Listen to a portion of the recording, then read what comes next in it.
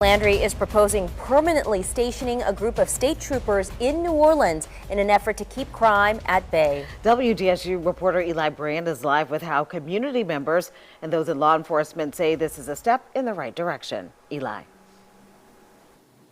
Yeah, well, pretty much everyone I spoke with think this is going to be a positive for the city and for NOPD, but before it can happen, there are a few more things that have to be put into place. Having a permanent troop in New Orleans is the only way that I see to keep the city safe over the next decade. I mean, the New Orleans Police Department is in shambles because of a federal consent decree and a federal judge. Strong statements made by Governor Jeff Landry about the state of policing in the city of New Orleans.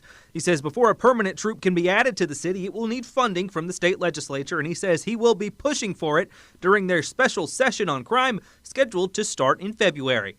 Eric Hessler with the Police Association of New Orleans says the addition would be a big help.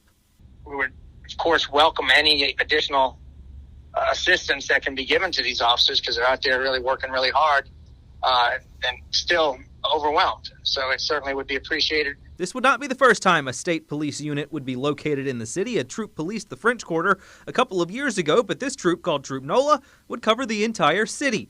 Ken Karen, a resident of New Orleans, says he learned about the proposal today and is a fan of the idea. It makes me feel more confident that we'll have more police in the streets, absolutely. I mean, you know, we lack police on literally on the highways here, in a lot of areas outside of the French Quarter, and I think those are badly needed, and I think they could do a world of good over there.